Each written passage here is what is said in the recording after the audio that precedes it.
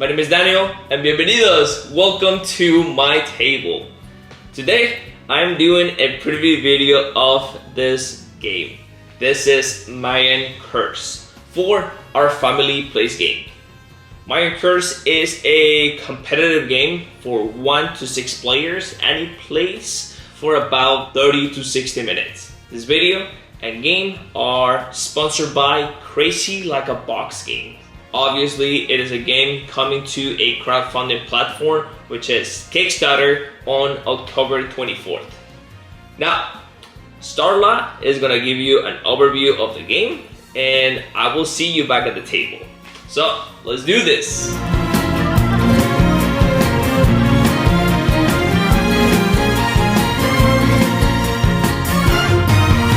In Mayan Curse, the goal is to escape the passage with more knowledge than all of your adversaries.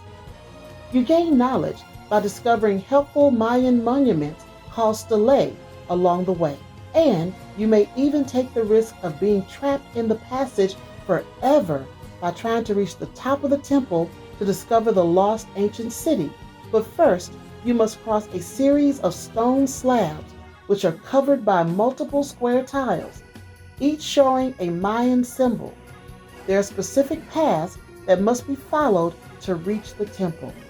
But beware of the boulders that will be triggered along the way and may trap you forever if you don't move quickly.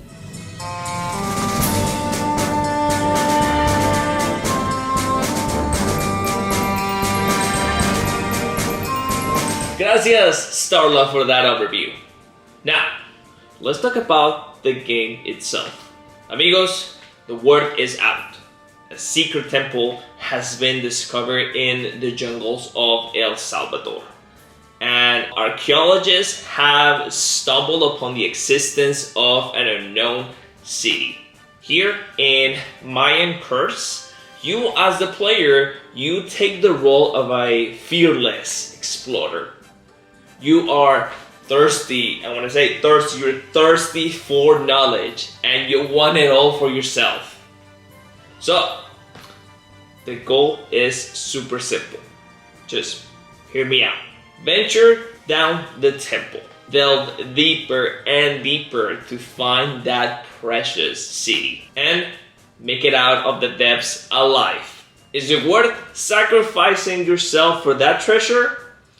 I don't know. It is a decision that you're gonna have to make by yourself. Okay, now, everything that you see here in front of me is a prototype. So, obviously, things are subject to change. So, keep that in mind. But, look at this board. Look at the table presence. It's so good.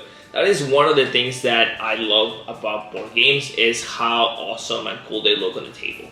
But anyway, Crazy Like a Box Games nailed it to make Mayan Curse the board to actually look like the inside of a temple. The way that the board is built and showcased, it actually helps with the immersion of within the theme itself.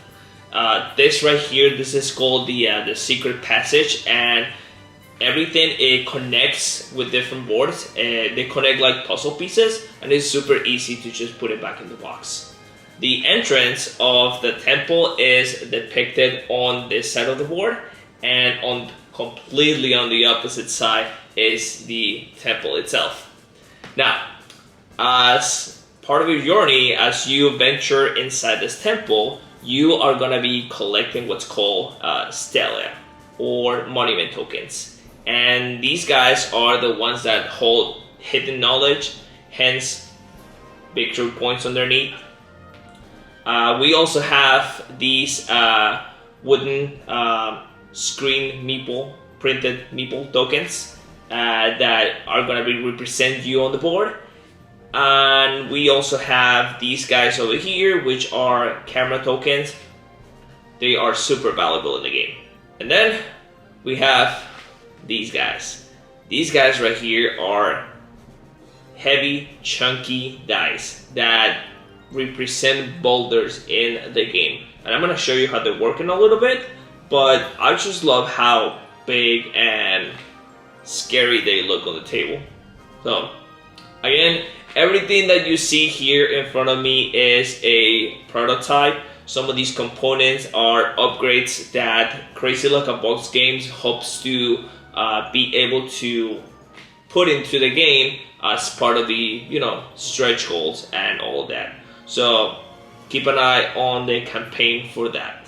Mayan Curse is a game in which the objective is to collect the most knowledge, which are victory points, and you have to do that by escaping the temple and not being inside and being trapped forever.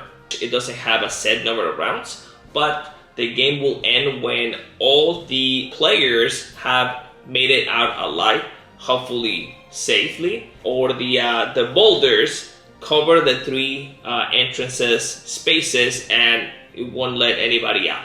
The person who has made it out alive of the temple and has the most knowledge points is the person who's gonna win in the game. Each round follows 3 different steps, and the first step is gonna be for the players to take this sacred bag, and they're gonna pull out these tokens, which are sacred stones. These sacred stones have different symbols that actually match the symbols that are on the board.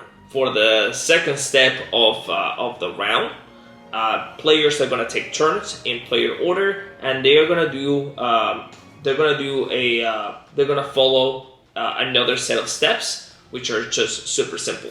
The first thing is that they get to slide the slabs on the board. They get to play the secret stones to move on the board, and they're gonna take these and put them back in their bag. Just as simple as that. When you slide the slabs on the board, you get to you may slide one of the slabs 3 steps or divide that in between the slabs. The only rules are that you have to move things that you are on or that you're moving into. I like that in the rule book it says there's this rule that says that you're committing to the slide, which means that if it's a legal slide, if it's a legal movement that you're doing with the slabs, you have to commit to it once you start moving, because otherwise it's going to add to the unnecessary AP that you don't need in the game, and that just makes it easier not to go back on your turn. One of the things that also is going to be happening is that when you get to the temple itself, instead of sliding slabs, you're going to be rotating the levels of that temple. When you rotate a level on that temple, the cool thing about it is that it's going to move everything above it, and it's a different thematic and mechanic thing that is happening here at the temple.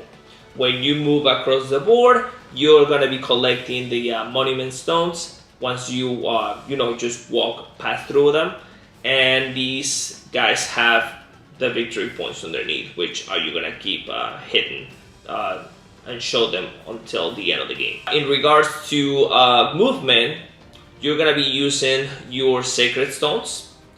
You are gonna be sliding back and forth slabs, and what you're trying to do is basically make the most efficient and effective path for your explorer to move on the board. You're gonna be using the matching symbol here on your sacred stones to move across the board, and don't worry about it if you feel like you are out of luck. You can always exchange 2 of these guys to turn them into a wild and move on to that of the symbol of your choice. Now, when you move your explorer across the second part of the temple itself, you're gonna be collecting these gray and beige monument tokens, and these guys are more valuable, but also they are gonna be they're gonna release these trigger tokens that are on top of the boulders themselves. When a boulder doesn't have any more of these trigger tokens on top of them, at the end of the round, the boulder is going to start moving, and they're gonna head back towards the the entrance, because these boulders are trying to seal the entrance. The way that they work is they have different symbols on each of the faces of the die, and they're just gonna tumble down across the board until they find that until they land on the symbol that they had at the very beginning. So it gets pretty scary. I think that these boulders are really mean, because if they tumble down on top of a monument, they just destroy that. So yeah, it gets really thematic and crazy. You get that sense of urgency as you are moving across the board, and you have to make that decision of whether or not to just grab what you were able to collect and get out before these boulders close the entrance. Guys, the crazy thing is that when a player reaches the entrance bottom level of the temple, all the trigger tokens that are on top of these boulders are removed, which means that at the end of the round, once all players have taken a turn, all 3 boulders are gonna move down towards the entrance. It gets super crazy, but hey, it's okay, it's all good. All players at the beginning of the game are going to start with one of these cards, which represent a backpack. Each of these backpacks carries 4 different items that you can use throughout the game. You can only use one of those items for the game itself. The things that you can find on your backpack are a machete, for example, which allows you to take one of your sacred stones and turn it into a vial, or you can use it as an elixir, which gives you an extra movement when you are sliding slabs. Either way, again, you can only use one of these things for the whole game. Mayan Curse in itself, to sum it all up, it's a game in which you are pushing your luck within this race against time itself. It is about how effective and efficient you can be on your turn, and you are gonna have to decide if you want to keep going and just go deeper and deeper into the temple, or you're ready to just cash different monument tokens that you have and get out as fast as you can. Amigos, again, Mayan Curse is a game coming to Kickstarter on October 24th. And please do not just take my word for it. Go to the crowdfunding campaign and check it out yourself. Do your own research, please. Yeah, this is Mayan Curse. Again, my name is Daniel, doing a preview video for our family plays games. And if you want to see more of me, you can find me here in the OFPG Voices. And you can also find me in my own channel, Tlacuaches.enlamesa. And I will see you in the next one. Adios!